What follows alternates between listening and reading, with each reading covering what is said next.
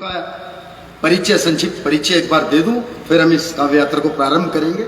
और मुझे लगता है कि जो हरदा से एक बहुत हमारे आपके अपने आंगन की तुलसी जिसे हम कह सकते हैं, भाई कपिल दुबे गीतकार हैं, हमारे बीच हैं। मैं तो चाहता हूं कि आप भी मंच पर हमारे साथ साझा करेंगे मंच, तो हमें अच्छा लगेगा। मैं आमंत्रित करता हूं जैसी आपकी इच्छा हो। तो कपिल दुबे जी हरदा में हैं, मुझसे कह रहे थे रसिक भाई आप अंतर्राष्ट्रीय कवि हो, मुझे भी कहीं विदेश में एक कवि सम्मेलन पढ़वा दो, मैं भी आपकी तरह अंतर्राष्ट्रीय होना चाहता हूं। मैंने कहा कपिल भाई आप कहो तो यूक्रेन से सुबह कॉल आई है कवि सम्मेलन के लिए।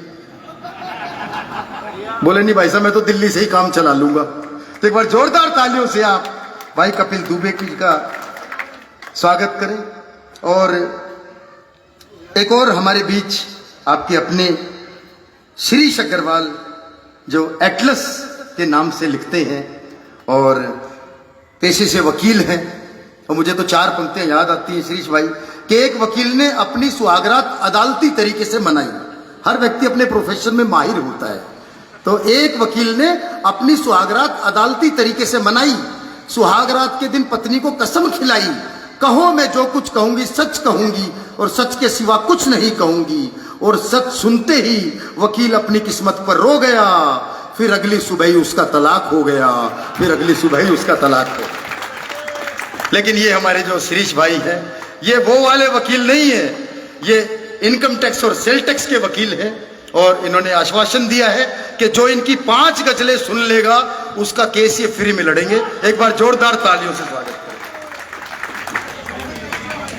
और मैं अगले कवि तक पहुंचता हूं। हमारे बीच मुकेश सांडिले जी जो मंच पर विराजमान हैं, हास्य के धमाल हैं, टिमरनी से हमारे बीच आते हैं और मुझसे कह रहे थे कि पत्नी इज्जत नहीं करती, रसिक भाई पत्नी इज्जत नहीं करती।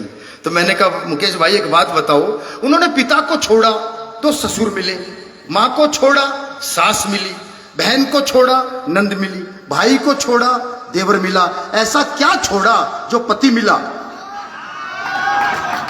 तो मुकेश भाई बोले जी कुछ भी नहीं। मैंने कहा फिर फ्री में मिली हुई चीज की इज्जत कहां से होगी? एक बार जोरदार तालियां मुकेश भाई के लिए बजा दीजिए आप। और हमारे मंच की जो सबसे युवा और एकमात्र जो हमारी कवारी कवित्री हैं वो सुनीता पटेल जी, एक तरफ आप देख रहे हैं बिल्कुल मेरे बाईं तरफ, और श्रृंगार की बहुत श्रेष्ठ कवित्री हैं। और मेरा भी मन था कि जब मैं कॉलेज में था भाई साहब के मैं भी श्रृंगार लिखूं। एक मेरे कॉलेज में साथ मेरे लड़की पढ़ती थी, उसने कहा रसिक जी आप तो कवि हैं, आप हर विधा में माहिर हैं, क्या आप मेरे लिए श्रृंगार की 4 पंक्तियां लिख सकते हैं? तो जो 4 पंक्तियां मैंने श्रृंगार की लिखने का प्रयास किया ललित जी भाई, तो वो 3 ही पंक्तियां मैं लिख पाया था भाई साहब। चौथी पंक्ति में वही हास्य आ गया जो मेरी मूल विधा है और उस पूरे का सत्यानाश हो गया। उसके बाद मैंने आज तक श्रृंगार लिखने का दुस्साहस नहीं किया। वो पंक्तियां आपको सुनाता हूं कॉलेज के समय की कि मुझे इश्क की ये बीमारी ना होती, मुझे इश्क की ये बीमारी ना होती, तमन्ना कभी पूरी सारी ना होती, झुलाता तुझे रोज बाहों में अपनी, अगर काश इतनी तू भारी ना होती, अगर काश इतनी तू भारी ना होती। और उसके बाद में श्रृंगार लिखने लायक नहीं रहा। जबलपुर से हमारे बीच श्रेष्ठ कवित्री, जोरदार तालियों से आप एक बार सम्मानित करें सुनीता पटेल जी को। और हम क्रम को आगे बढ़ाते हैं और हमारे बीच आप ही के अपने हरदा से गजल का एक बड़ा नाम होता है जयकृष्ण चाड़ंग, और जिनके नाम से चांडक, वो बिंदी उधर से उधर होगी भाई साहब। हाँ कई बार ऐसा ही होता है भाई साहब। अच्छा मैं पहली बार पुरुष के बिंदी देख रहा हूँ भाई साहब, ये महिलाओं का तो मैं चांडक जी से कह रहा था कि आपके नाम से तो देखो यहाँ पर चौराहा भी है, मैं तो चाह रहा था उस चौराहे पर चांडक जी एक मूर्ति लगवाई जाए। तो चांडक जी बोले जी जिंदा की मूर्ति? मैंने क्योंकि उत्तर प्रदेश में मायावती बहन जी की जब हजारों मूर्ति लग सकती हैं तो यहाँ एक मूर्ति आपकी भी सही। तो चांडक जी बोले रसिक भाई कह तो सही रहे हो, कितना खर्चा आएगा? मैंने कहा ज्यादा नहीं, सिर्फ 20 लाख। बोले 20 लाख? मुझे 10 लाख दे दो, मैं खुद ही खड़ा हो जाऊंगा।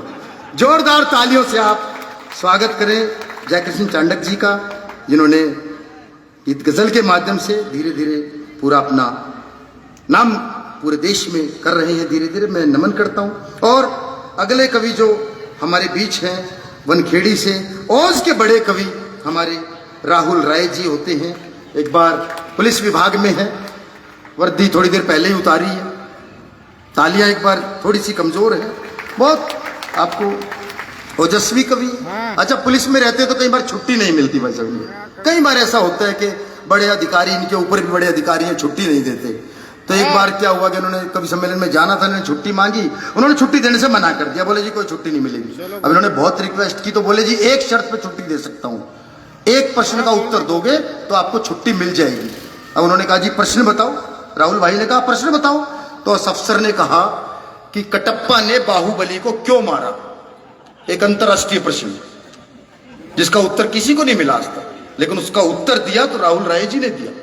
उस उत्तर पर जितने तालियां बजा सकते बजाइएगा। तो उन्होंने पूछा कि बताओ कटप्पा ने बाहुबली को क्यों मारा, तो राहुल जी बोले उसने छुट्टी देने से मना कर दिया होगा। जोरदार तालियों से आप स्वागत करें और क्रम को हम आगे बढ़ाते हैं। और हमारे बीच आज जो ये गुलदस्ता सजाया है, जिनके आदेश पर मैं यहाँ उपस्थित हुआ हूँ, हमारे भाई LG लोमेश गौर जी हमारे बीच हैं और जो अध्यक्ष हैं पत्नी पीड़ित संघ से जुड़े हुए हैं। तो इनके संघ से अच्छा भाभी जी बैठी, भाभी जी प्रणाम करता हूँ आपको मैं। और इतनी हिम्मत देखो कि आपके होते हुए इन्होंने ऐसा संघ बना लिया। और LG भाई सब रस के कवि हैं, सभी विधाओं में लिखते हैं। अब और मैं क्रम को आगे बढ़ाता हूँ और हमारे बीच दीपक दनादन जो जोरदार हास्य के कवि हैं और सुनेंगे आप तो बहुत आनंदित होंगे। दीपक भाई भोपाल से चल करके आते हैं, पूरे देश में दीपक भाई का नाम है। और एक बार एक प्रोग्राम में भाई साहब दीपक जी जा रहे थे, रास्ते में मिले मुझे, मैंने कहा भाई साहब बड़े उदास से लग रहे हो। तो वहाँ जो अफसर है इनके, वो अफसर इनको डांट रहे थे, बहुत अफसर इन्होंने बहुत डांटा। बोले तुमने बिल्कुल ये कर रखा है, तुमने ये कर रखा है, ये काम नहीं करते, ये काम नहीं करते, ये काम नहीं करते।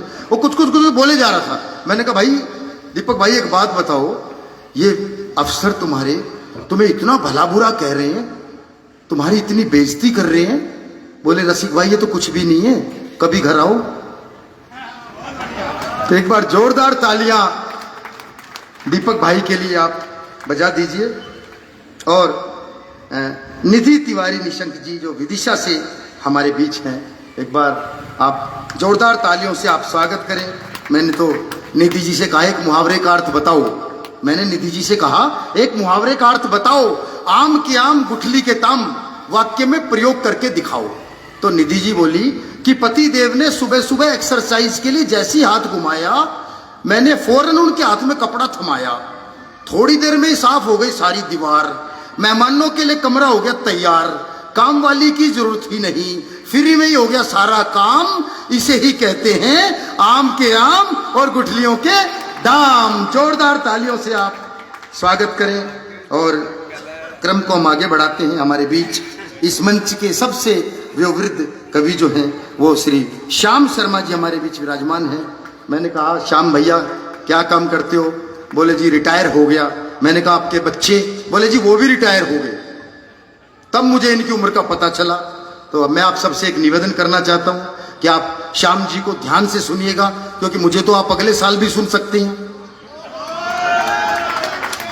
इनका भरोसा नहीं है, मतलब बड़े कवि है, हो सकता है अगले साल अमेरिका में हो, इंग्लैंड में हो, काव्य पाठ के लिए उपस्थित ना हो पाए। ईश्वर इन्हें 100 वर्ष की आयु दे। एक बार जोरदार तालियों से आप अभिनंदन करें। और क्रम को हम आगे बढ़ाते हैं और हमारे बीच पंकज अंगार जी, जिनका मैं फैन हूं ये कह लीजिए। सुबह उठते ही पहला जो मैसेज आता है उस पर जो मुक्तक मुझे मिलता है वो भाई पंकज अंगार जी का होता है।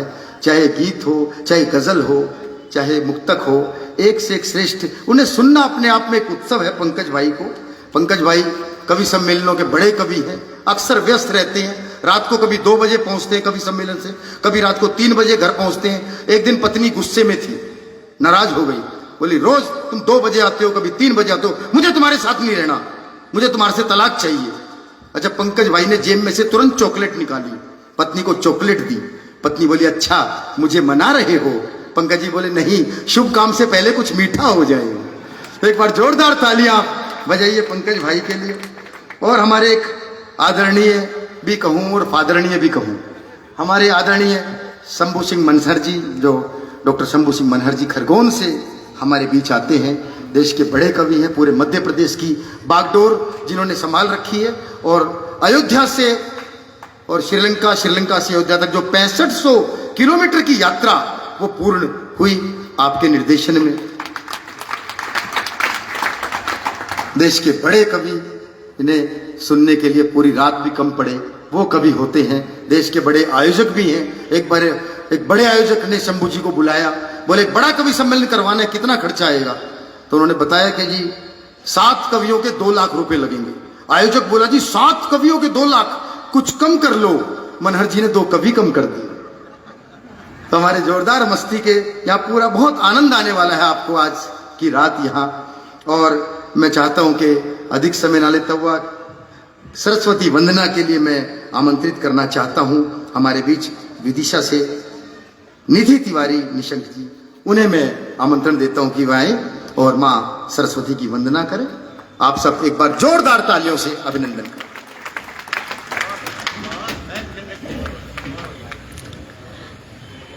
मंच से मां शारदे की वंदना हेतु आदेशित किया गया समृद्धशाली मंच को प्रणाम करती हूँ। यहाँ उपस्थित प्रबुद्ध वर्ग को प्रणाम करती हूँ। मंच आसीन समस्त वरिष्ठ साहित्यकारों को, कलमकारों को प्रणाम करती हूँ। और आज मजदूर दिवस पर एक शाम भगवान के नाम आयोजित की गई है। मैं आयोजन समिति को बहुत बहुत शुभकामनाएं प्रेषित करती हूँ और श्रमिक वर्ग को शुभकामनाएं प्रेषित करती हूँ। और माँ वीणा पाणी, माँ शारदे के श्री चरणों में काव्य पुष्प अर्पित कर रही हूँ और माँ से प्रार्थना करती हूँ, बहा दूं प्रेम की गंगा, मैं साज बन जाऊं। बहा दूं प्रेम की गंगा, मैं साज बन जाऊं। स्वयं जल जग करूं रोशन, नव सिराज बन जाऊं। स्वयं जल जग करूं रोशन, नव सिराज बन जाऊं। हे वीणा वादनी माँ काव्य पुष्पों से करूं अर्चन, मुझे आशीष दो मैं देश की आवाज बन जाऊं। मुझे आशीष दो मैं देश की आवाज बन जाऊं। और माँ से प्रार्थना करती हूँ कि लेखनी में धार दे दो, लेखनी में धार दे दो, ओज में अंगार दे दो, राष्ट्र वंदना के सारे स्वर दो मशार दे। लेखनी में धार दे दो, ओज में अंगार दे दो, राष्ट्र वंदना के सारे स्वर दो मशार दे। राष्ट्र का उद्धार दे दो, बैरियों की हार दे दो, सत्य की वो साधना अमर दो मसार दे। सत्य की वो साधना अमर दो मशार दे। तो काम क्रोध राग द्वेष मिट जाए सारे क्लेश, शीश हाथ अपने भी धर दो मशार दे। तो वाणी पुत्र वीणा पाणी आके तेरे द्वार खड़े, वाणी पुत्र वीणा पाणी आके तेरे द्वार खड़े। झोलियां हमारी खाली भर दो मशार दे, झोलियां हमारी खाली भर दो मशार दे। और संगीत के 7 स्वरों पर माँ का अधिकार हुआ करता है। तब माँ से प्रार्थना करती हूँ कि किस स्वर से मैं करूं वंदना, किस स्वर से मैं करूं वंदना, कैसे स्वर से जोड़ूं ताल। किस स्वर से मैं करूं वंदना, कैसे स्वर से जोड़ूं